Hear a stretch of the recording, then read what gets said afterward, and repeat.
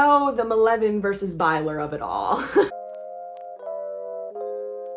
Welcome back to the channel, everybody. Today we are going to be doing another tier list and we are going to be ranking the ships from Stranger Things. I actually did this like 3-ish years ago, back when only the first 3 seasons were out. So I thought since the final season is now airing, this would be the perfect time to revisit this tier list and kind of see if my opinions have changed, add in new characters, etc, etc. Today I am going to be dressed as Delightful Derek, barely. Okay, this was the best I could do.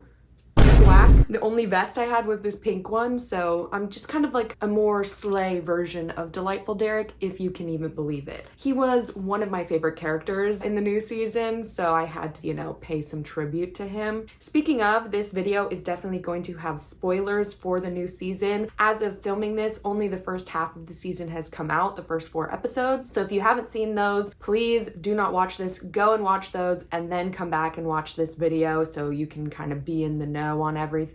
But yeah, I adored the new season. I mean, I just adore this entire show. I think it is so well written, so well shot. It's just so well made. And you know, I am so sick of like the noise and the chatter online these days. I feel like for some reason, especially with like the younger generation, it's become popular to hate on things, especially if those things are popular with the general public. It's like seen as cool to not like them. Like one of the common things I see online right now is like, oh, like the cast looks way too old to be playing the age they are. Like they don't look like high schoolers anymore. I couldn't care less personally. Like I really couldn't care less. Yeah, they've aged. Like, sorry, they can't do anything about that. What did you want them to do? Recast them? Like, this complaint just makes no sense to me. And also, this has been a thing since the beginning of time. Watch any high school show, most likely they are played by like 20-year-olds and 30-year-olds. You know what I mean? Like, this is just such a common thing, and I don't know why this is like getting picked apart specifically in Stranger Things. Yeah, they look older than they're supposed to be.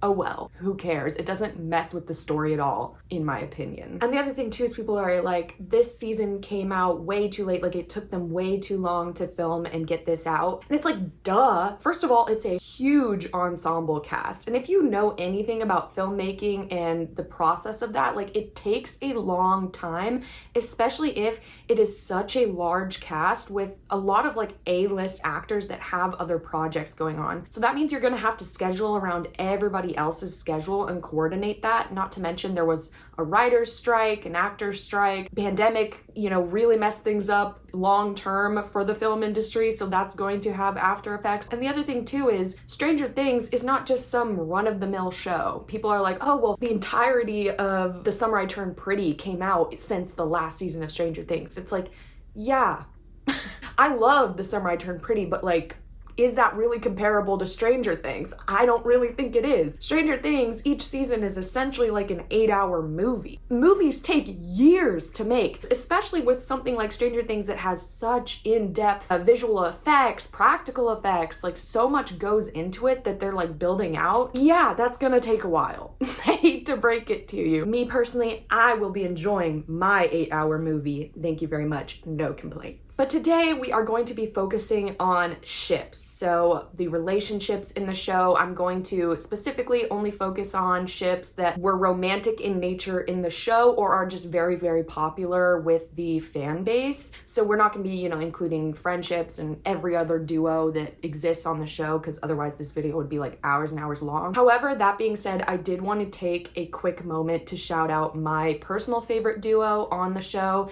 Steve and Dustin. I adore them. I love them so, so much. I think that is to me like the heart of the show. Dustin doesn't have like a father figure in his life, and both of them don't have siblings in their families. And so like the fact that they found each other and kind of formed this found family relationship, like Steve being kind of like an older brother figure to Dustin, I just think is so precious. And this new season, like, oh, it just broke my heart. Like Dustin is clearly going through such a horrible grief after the loss of Eddie and is obviously like not processing it very well. And so they're, you know, not getting along the best right now, and it's so sad, but like you can totally understand where both of them are coming from. I've also seen a lot of people online kind of blame Dustin for this and get angry at him for how he's been acting this season, but I think they're completely missing the mark on the fact that like Dustin is grieving.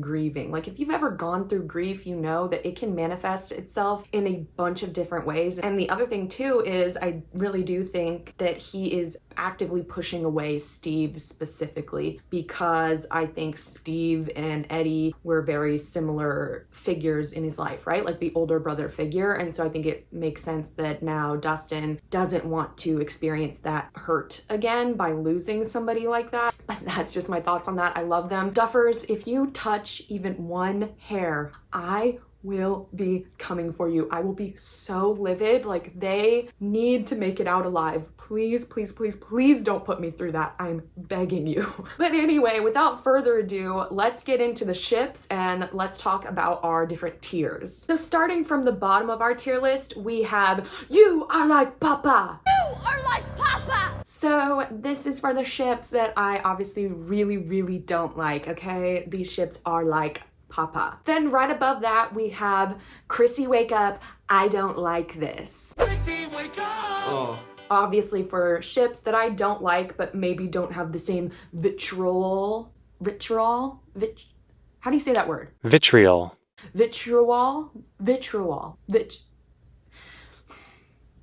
The same distaste for. Then right above that we have, does this mean I bought Ratatouille for nothing? So what does this mean? Does this mean I literally just bought Ratatouille for nothing? Okay, and these are for the ships that are giving nothing, but I don't like actively dislike them or anything like that. Then right above that we have Keeping the Door Open 3 Inches. So these are for the ships that I am open to and that I do like, and so I'm keeping the door 3 inches open for them, you know what I mean? Like, oh, like this could be a possibility. I'm gonna keep the door open for that possibility, but they're not necessarily my end-all be-all, and I don't necessarily think that they're gonna happen, sort of a vibe, but I wouldn't be opposed. Then right above that we have You May Say I'm a Dreamer. You may say I'm a dreamer. So You May Say I'm a Dreamer, this category is for, you know, my dream ships, the ones that I do believe like are endgame or should be endgame. Then right above that, very top category, we have Running Up That Hill. And this represents the Running Up That Hill scene, which in my opinion is peak. So this category is for the peak ships, okay? My like exclusive VIP ships that I think are the best of the best on the show. So those are the different tiers we are working with today, and let's just get right into ranking. And it's only fitting that we start with the character that I have decided to cosplay today, Delightful Derek. I ship Delightful Derek with more screen time. I was so surprised by this character. I thought for sure I was not gonna like him. I mean, he really did start out as dipshit Derek, right? Like I was like, oh, here we go. It's gonna be some like annoying kid. And then he just captured my heart and he really did become Delightful Derek. Like he was so funny, great comedic timing for that actor. And I loved how like quickly he was like, you know what?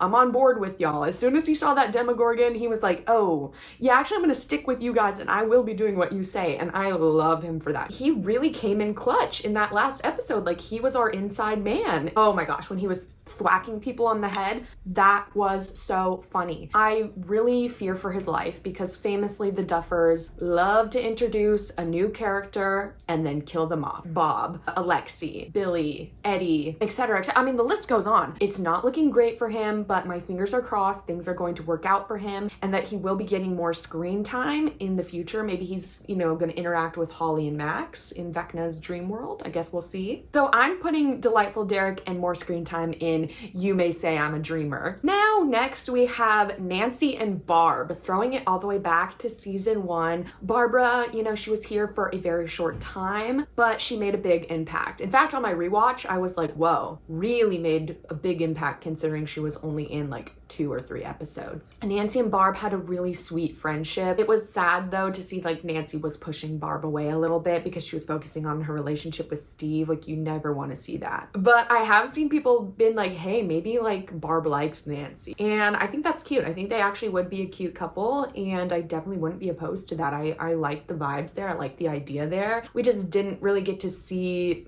much of, how that could have panned out, because unfortunately Barb did kind of.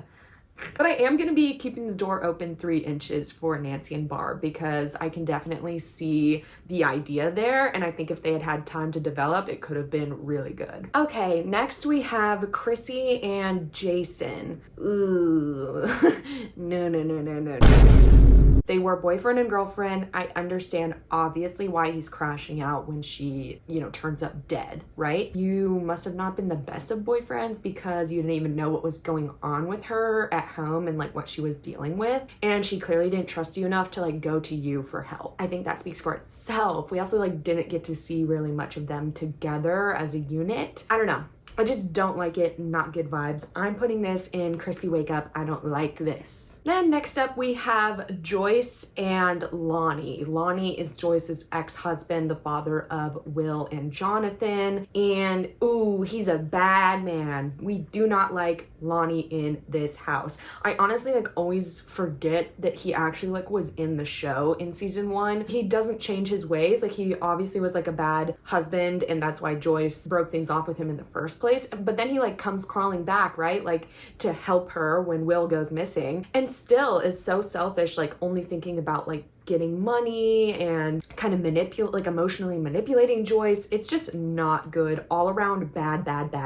I'm putting this in You Are Like Papa. And Joyce has had a couple of love interests on the show. In season 2, she was dating Bob Newby. I love Bob so much. He is so precious. Bob Newby, superhero. This could have gone away where like Bob was really annoying and like I didn't like him, especially since, we'll get to it, I ship her with somebody else. But to be completely honest, I loved him. I thought he was so endearing. He loved Joyce, but not only just Joyce, but her whole family. Like he was really invested in, helping Will and Jonathan. And when it really mattered, Bob didn't shy away from the craziness that was their life when he found out about everything that was actually going on. I mean, unfortunately to his detriment, like it did lead to his death, but he's a loyal guy and he stuck with them. It wasn't like Joyce was just with him to be with somebody. Like, she clearly loved him because she was very affected by his death in the 3rd season. Yeah, if he hadn't died, I honestly could have seen this just developing even more into like a better relationship. Unfortunately, that just wasn't the case. I am going to be putting Bob and Joyce in Keeping the Door Open 3 inches. If he was still around, I would be keeping the door open 3 inches. You know what I mean? Like I would be okay with it. However, the reason it's not higher is because I ship Joyce with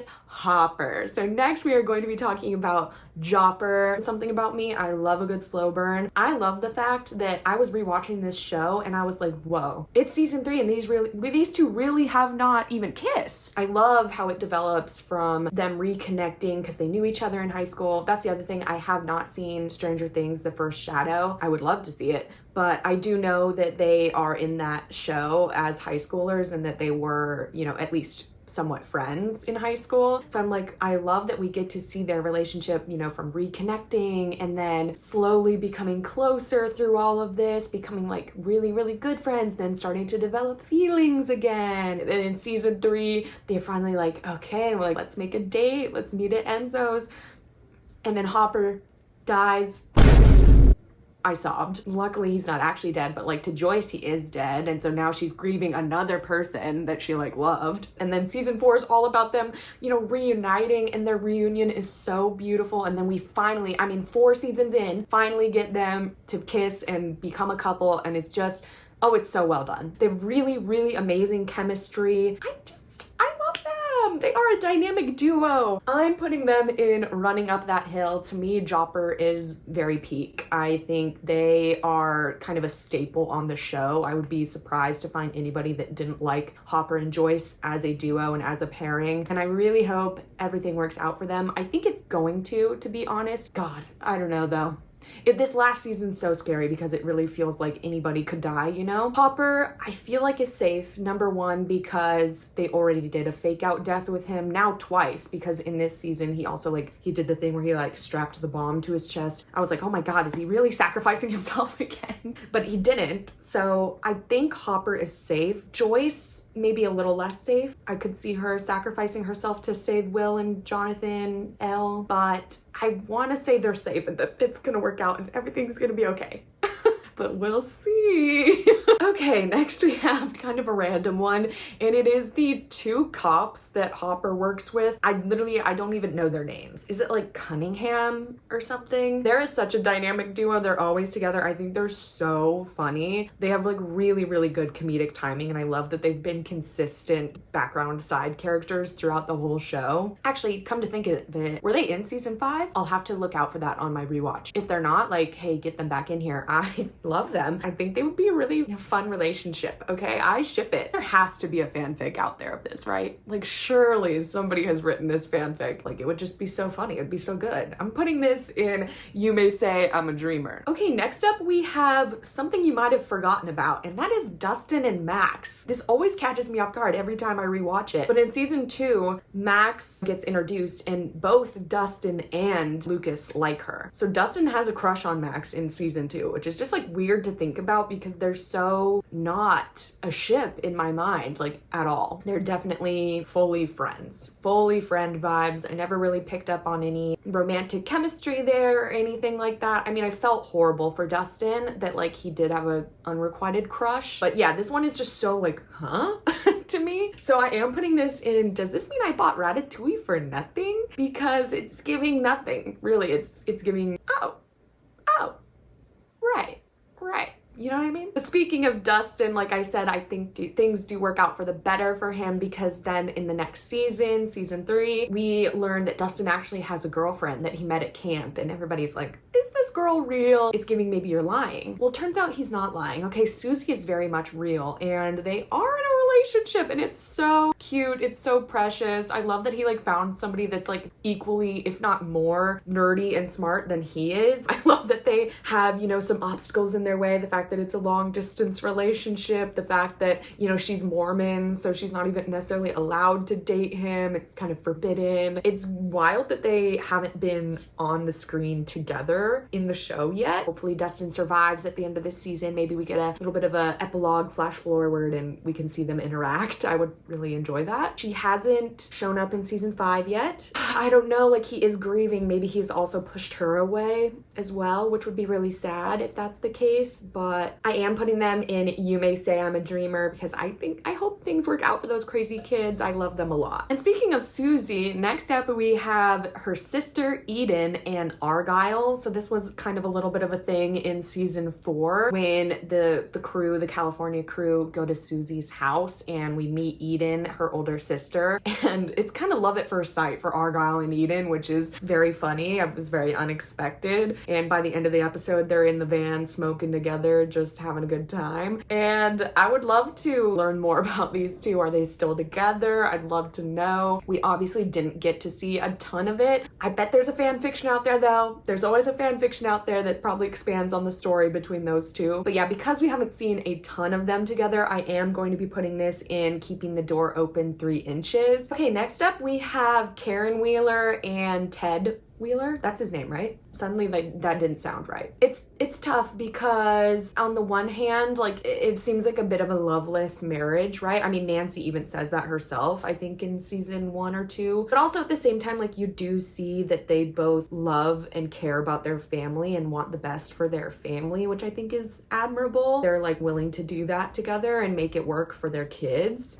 Yeah, I don't know. These two are really giving nothing at the end of the day, but I thought it was at least nice to see in this last season, they were both willing to like put themselves on the line to protect their kids. I mean, I was shocked when Mr. Wheeler came in with that freaking golf club. I was like, oh my gosh, he's off the couch. He's actually doing something. I mean, it doesn't work out the best for him. He's, I think, in a coma now, but he tried his best. And Nancy and Karen walk him down Wheeler. Karen is such a baddie. Okay, she sees systemic organ come in and she protects her child. She's fighting this thing with a freaking wine bottle. She's an icon. I was so horrified. I thought she had died. But yeah, I think ultimately the Wheelers are going in. Does this mean I bought Ratatouille for nothing? Because they are ultimately giving nothing. In season, I guess it starts a little bit in season 2, but mainly season 3, we get the dynamic of Karen, Wheeler, and Billy.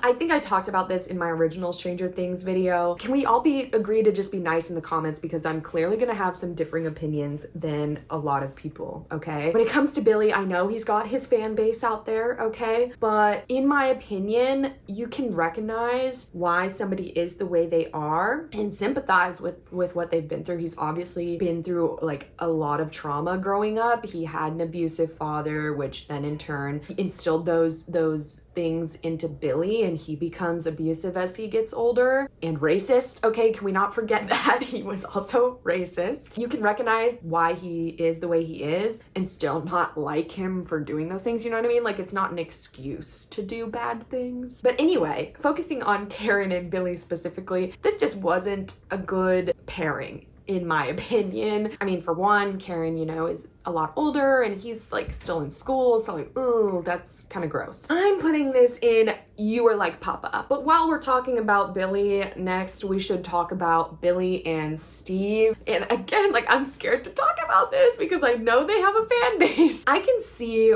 where people were coming from with this ship though, especially on rewatch. Like, you can see that they do have a tension. There's definitely good moments that I think lead to shipping fan fiction, like the shower scene, or when Billy shows up and, you know, Steve's like, hey, don't cream your pants. Yeah, it's me. Again, Billy is not a good person at the stage of life that we see him interact with Steve, you know? And he literally beats Steve up. Like, that's not what you want to see for your ships, y'all. You don't want to see them beating each other up. So I'm putting this in Chrissy Wake Up. I don't like this. I never was a supporter of Steve and Billy, even though I can see maybe where you guys are coming from, because they had like a good chemistry, I would say. Okay, here we go. Now we are going to be getting into one of the bigger love triangles on the show, and that is between Steve, Nancy, and Jonathan. Again, this is another one where I know people feel very strongly one way or the other when it comes to Stancy or Jancy. So I'm gonna tread lightly here. So obviously Steve and Nancy are dating in the first season, and then eventually she gets with Jonathan. Again, you know me, I like a good slow burn. I liked that they dragged out her and Jonathan a little bit. I thought that was really well done. They didn't really get together until the end of season 2, and I liked that they developed a friendship before they got in a relationship. They obviously had been through a lot together, so they had a lot that bonded them. The actors are also dating in real life, so they obviously have very good chemistry. But that's not to say that Steve and Nancy don't have good chemistry. I thought they also were a fun dynamic. We see that Steve hasn't really gotten over Nancy. I mean, that's kind of like, in his opinion, the love of his life, despite Nancy having moved on. And in season 4, he opens up about this. He's like, hey girl, like, I kind of have this dream where I've got 6 kids, I'm in an RV, and guess what? You're there with me. On the one hand, I do think this is very sweet. Steve has obviously grown a lot as a character. He has arguably one of the best character arcs on the show. And so I think he has maybe matured into a person that Nancy could see herself with. And you can kind of see her clocking that in the 4th season. You see her kind of being like, wait a second, like, Steve is a little bit different now. And he's still really, really hot. So that's confusing. But I don't think necessarily just because she's clocking that doesn't necessarily mean that she wants to act on that. And I do think we have to remember that Nancy did say that isn't necessarily her dream, to have a big family and do that sort of domestic situation. You know, her focus has always really been on her career and chasing after her dreams, which is something that her and Jonathan did kind of share. But then also in season 4, we see that Jonathan is keeping things from Nancy, the fact that he actually doesn't want to go to the same college as her. But then people, I think, really are like taking this and running with it, being like, oh, well, Jonathan sucks because he didn't want to tell her this, and da da da da da. But it wasn't like his reasoning wasn't even like that bad for not wanting to go to the same college as her. Like, his reasoning was literally, I don't feel like I can be that far away from my family. Now, that's not an excuse. Like, you should communicate that with your partner and talk through that. Like, your guys' future is important. And in season 5, like, poor Nancy, she's going through so much is going on. I mean, they're literally in an active quarantine war zone, okay? And her parents were just almost murdered. Her sister is kidnapped, and these 2 guys are like fighting for her attention. It really reminds me of the clip of Grace Ryder from her Hunger Games But Better video. I don't like anyone, Peeta. We are going to die tomorrow. The games, the Hunger Games. Because really like, she doesn't have time for this. Nancy has bigger fish to fry, y'all. But yeah, I don't know. I really loved Nancy and Jonathan the first 3 seasons. Like I really, really enjoyed them. The 4th season, obviously they're separated, so there's just not much to enjoy with them. Things are not looking good for my guy Jonathan though. Like when he pulled out that ring, I was like, oh no. When I saw that ring, I was like, oh no, like you might die. That's giving death. So that's horrifying. I don't know, like I hope things work out for Nancy and Jonathan, I guess is what I'm trying to say. I totally understand why people ship her and Steve. I'm not opposed to that, especially since I obviously love Steve and I think that would make him obviously really happy. I just don't see it happening right now, if I'm being completely honest. I don't think with all that's going on, Nancy's going to break up with Jonathan and then get with Steve the next day while her sister's kidnapped, her parents are almost murdered. You know what I mean? I think what I am going to do is I'm going to put Nancy and Jonathan in You May Say I'm a Dreamer, because I do think ultimately I would like them to be endgame. I think that's what's making the most sense for me. And then I'm going to put Steve and Nancy in Keeping the Door Open 3 Inches, but we'll see how it shakes out. I do think though, I've now discovered people shipping Jonathan and Steve, which I think is really funny to really complete the whole love triangle. They don't interact a ton throughout the show, more so in season 1 and then now in season 5. And obviously they're like really good friends in real life. The actors, like Joe literally has a song about Charlie. So they obviously like have a good chemistry because of that. So I can see where people are coming from when they ship Jonathan and Steve. And I almost do think that would be in a funny way for that love triangle to resolve itself. Like Nancy not being like, you know what, I'm sick of both of you, and then them getting together. I'm gonna put that in Keeping the Door Open 3 Inches as well. I'm not opposed to that. Jonathan and Steve will just get together, and I think that works out for everybody, to be honest. Nancy Walkham Down Wheeler has some other stuff to deal with. Okay, next we have Lucas and Max. Lumax, if you will. I'm so excited to talk about these two. This is, I'm just gonna say it, my favorite ship on the show. I think they are so perfect, such a good dynamic, and their story throughout the seasons has had such a beautiful arc. Lucas having a crush on her, and them becoming friends, and then by the end of the season, like them going to the freaking snowball together. So cute. And in season 3, like I love their dynamic in the beginning of season 3 especially. I don't know, it's never too serious between them at that point, and I find that like really endearing. Like the fact that they like make jokes with each other and kind of make fun of each other. It's just like a relationship dynamic that I personally really gravitate towards. Season 4, oh my god, like season 4 Lumax is so important to me. Max, very similar to Dustin this season, is grieving Billy, the loss of her stepbrother, and because of that has really pushed everybody away, including Lucas. I mean, she's going through it, she's depressed. Okay, the girl is depressed, but Lucas like doesn't give up on her. I will never forget it, like in season 4 when they do the reveal that Max is Vecna's next victim. I was so gagged and I was so upset. Don't hurt her, okay? She's been through enough. The running up the hill scene. First of all, Lucas knows her favorite song. Okay, he knows the song that's gonna pull her out. And the song opens up the freaking portal and she sees her friends, and then she starts getting the freaking flashbacks of the montage of seeing her friends and seeing Lucas be there for her. And it's so beautiful. I knew it wasn't gonna end well, because then they start talking about their dreams, and like, can characters stop talking about future plans and dreams? Please, I'm begging. Like, it is a death wish to be like, hey, let's go to the movies on Friday. Y'all have to stop with that. Max is killed. I'm a mess. I'm sobbing. I'm absolutely a mess. I'm Lucas holding her dead body, sobbing over her dead body, screaming, Erica, help, like, get help. The editors need to have that footage taken away, to be completely honest, because like y'all abuse it and it is so upsetting. I'll be scrolling on TikTok and see an edit, a Lumax edit, like I can't go on with my day, you know what I mean? And in season 5 we see my guy Lucas has still not given up on her and sees her like every day and goes to play the music for her. Oh, when we get the reveal Max is still alive in there. Thank you, God. Oh, but then you get to see what she's been through. Can this girl have a break? So we see that Max has been freaking running through these memories, and I mean, she's so disheveled to the point like her braids have unraveled into this like matted mess of a hair. You see, she finally finds the music that Lucas is playing for her every day and is so close to escaping.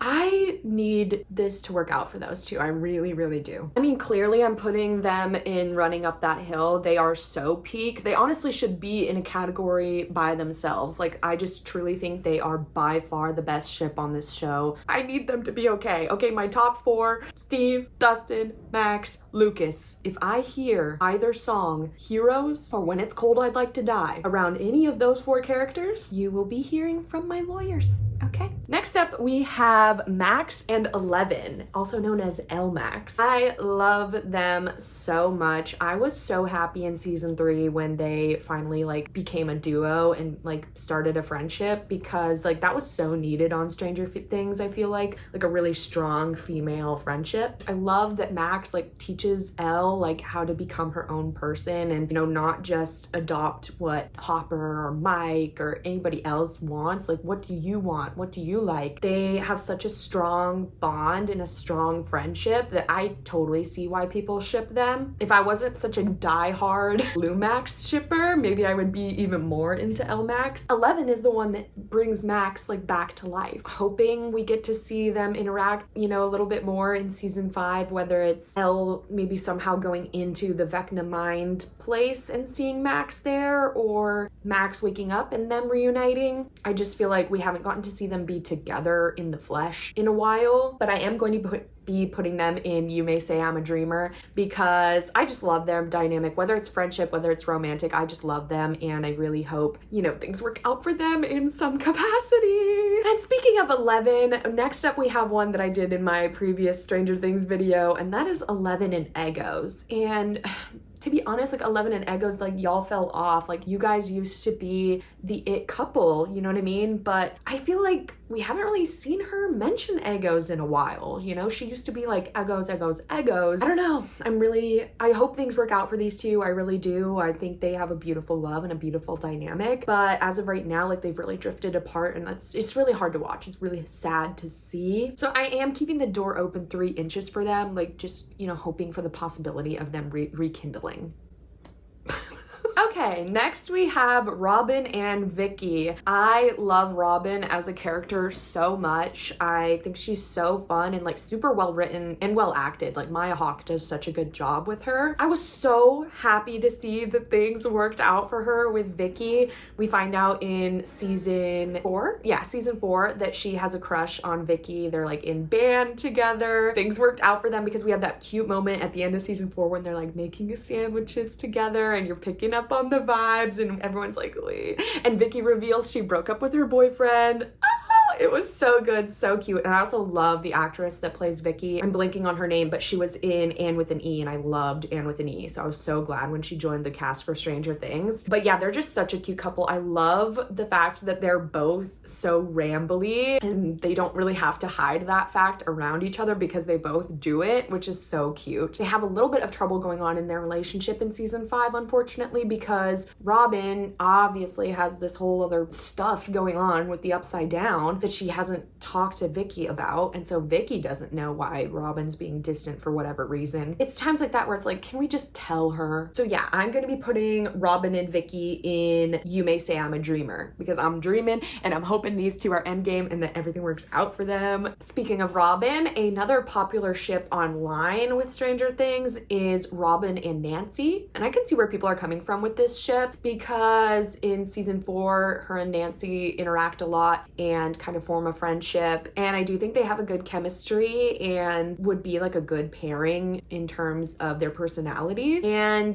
to be honest, like I wouldn't be opposed to it. I just don't think we really have the time to explore it in the show where we're at right now, but I bet there's some really good fan fictions out there. I'm gonna be putting Nancy and Robin in Keeping the Door Open 3 inches because I like it. I like the dynamics. I wouldn't be opposed to it. And the other relationship dynamic on the show that Robin had in season 3 was with Steve. And this is so weird to think about now, because at the time when season 3 first came out, we obviously like didn't know that Robin wasn't straight. And so like in the beginning of the season, I was like, oh, like, this is so cute. You know, a little bit of a slow burn going on with her and Steve. They have such a good dynamic. Love the fact that they stayed best friends. And to be honest, I completely prefer them as friends. I think they're such a cute friendship, and the way that they support each other and everything is just, it's really cool to see. I think that's such an important dynamic on the show. Ultimately, like nowadays, it's like, no.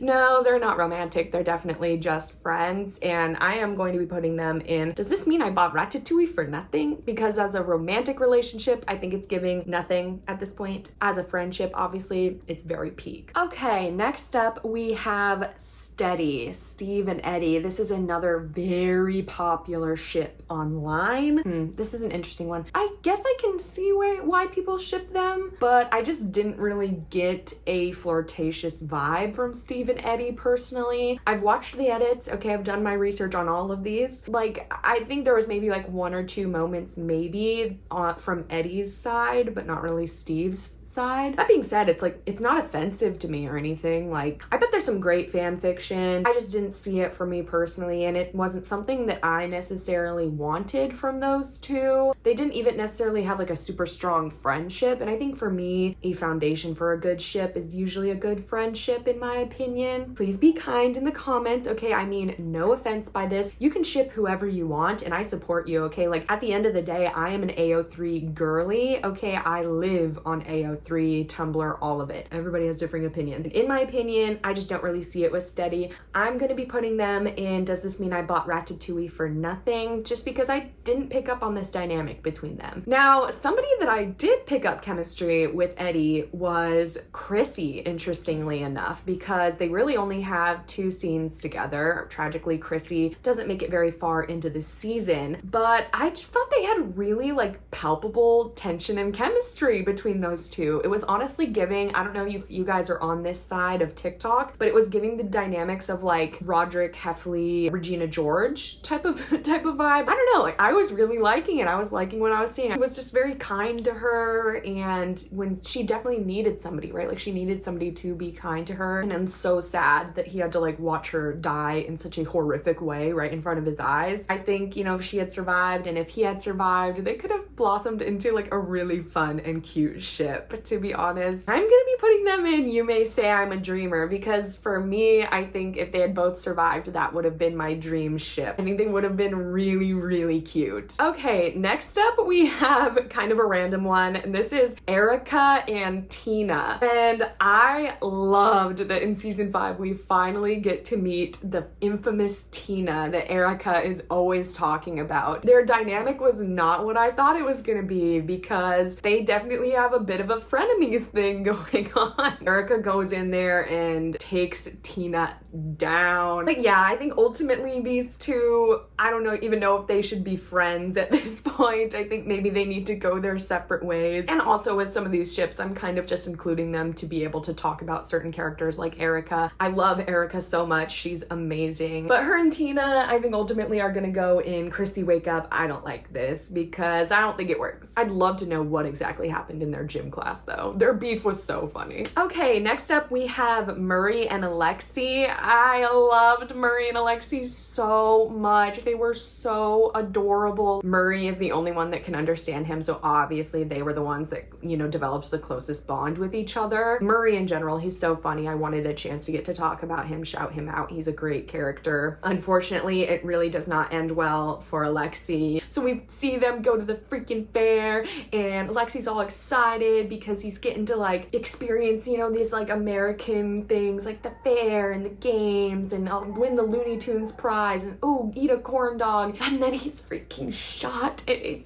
so sad. Like, he didn't deserve that, okay? Like, what did he do? He just got caught up in all of this. I hate deaths like that too that are like so preventable. I love them. I loved their dynamic. I thought they would have been a really cute couple personally. I'm gonna put them in You May Say I'm a Dreamer. I think that would be my dream ship for Murray if Alexi had survived. And then kind of a random one from season 4, I have Hopper and Enzo. That was just like his nickname. I don't even really know his real name, but basically the Russian guard that was at the prison with Hopper in season 4. They obviously developed this kind of interesting friendship where Hopper was a prisoner there, he was a guard there, but then they also end up like bonding over deeper things like their children and their families and their backstories and all that stuff. Good friendship, good vibes there for sure. Enzo unfortunately hasn't shown up in season 5. I thought maybe he would be stuck there with everybody in the quarantine, but he's not, it seems. I don't know, they had a good dynamic. I think if we had gotten to see more of them, it could have developed into something interesting for sure. I don't know, like I guess if Hopper wasn't with Joyce, I definitely wouldn't be mad at him being with Enzo. I think that could be an interesting dynamic. So I don't know, I'm gonna put them in keeping the door open 3 inches. I'd keep the door open 3 inches for them, sure, why not? Okay, and I've avoided it for long enough, but let's get into it. The other gigantic love triangle on this show is of course between Mike, Mileven, and Will. Oh, the Mileven versus Byler of it all.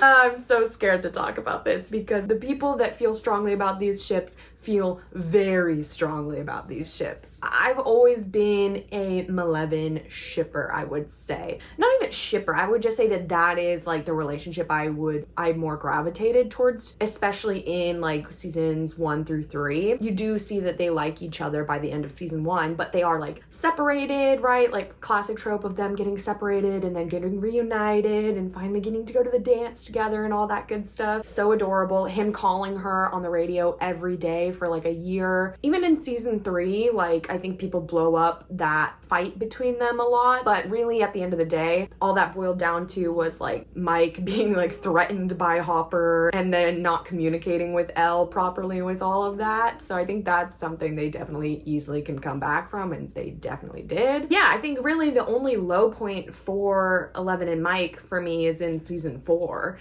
Elle and him aren't being honest with each other. She's not being honest about how things are actually going for her there, and he's not being honest about how he really feels. From Mike.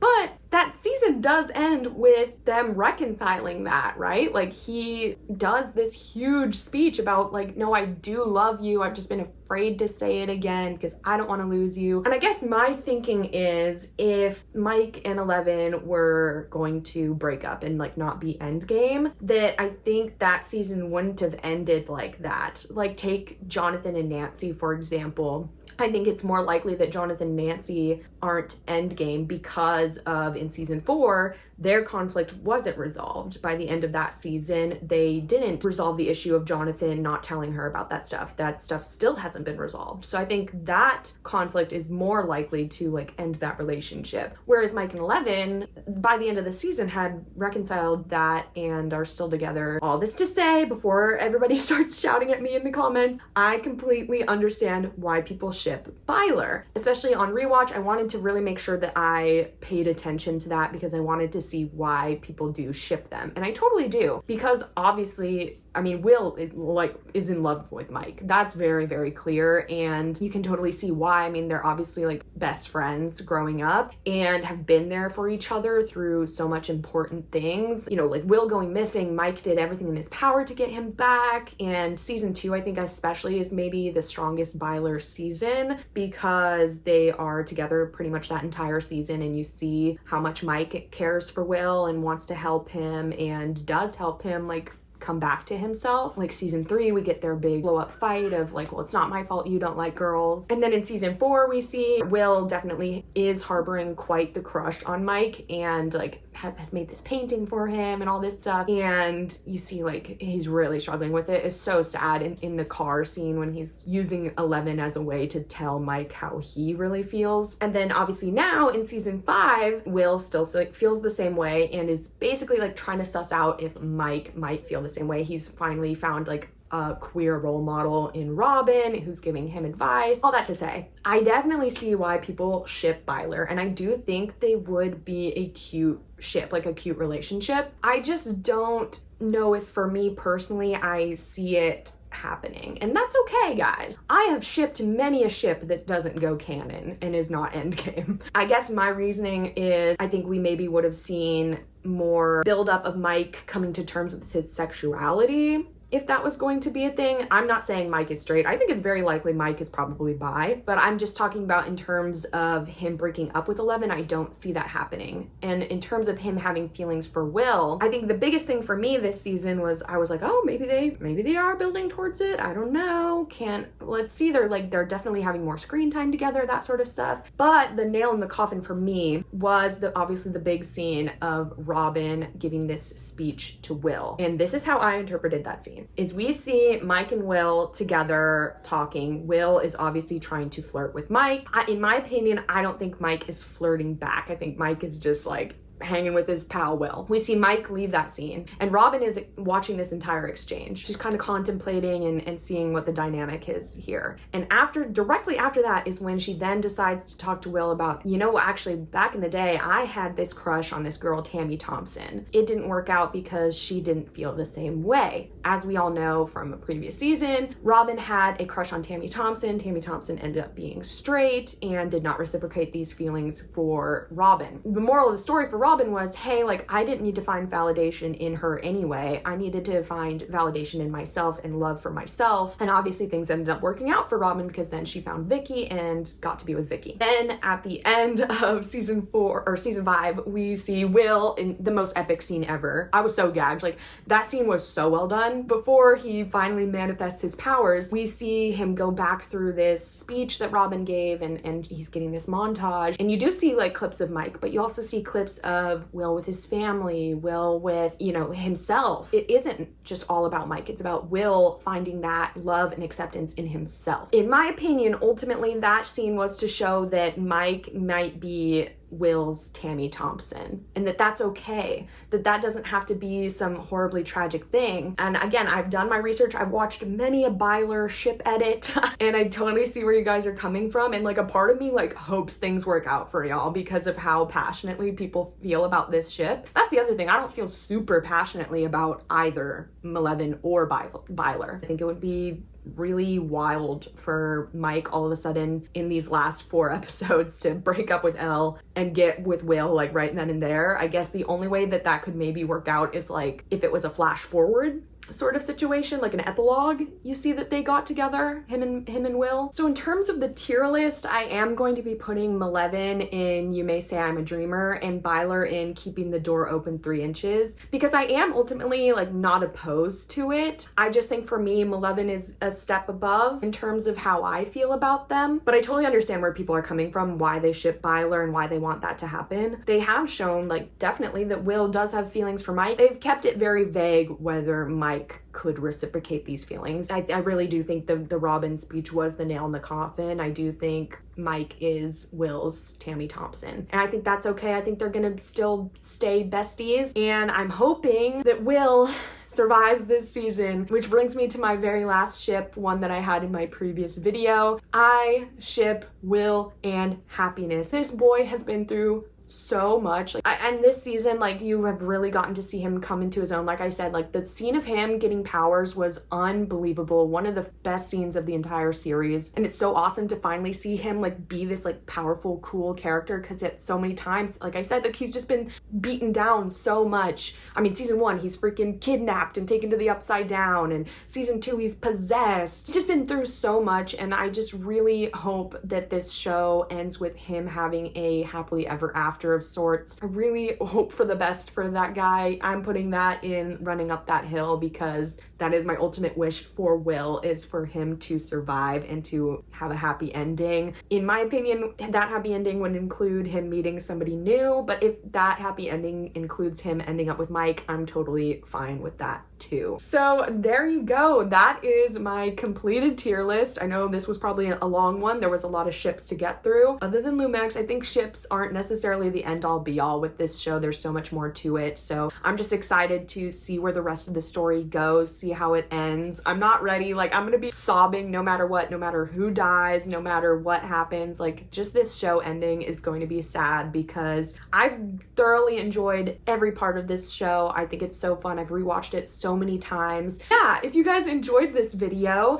I make a ton of videos on here on YouTube. It would mean so much to me if you subscribed. I think honestly by the time this video goes up, I might have hit 1,000 subscribers. If that's the case, thank you so much. But I make vlogs, vlogs, I make videos about books, I make so many tier list videos. If you liked this, I have a tier list videos ranking The Summer I Turned Pretty ships, Hamilton ships, Wicked ships, all sorts of stuff. So go check those out. Comment down below who your favorite ship is. I know you're probably already shouting at me in the comments. Please be kind to me and to others in the comments. But otherwise, I think that's it.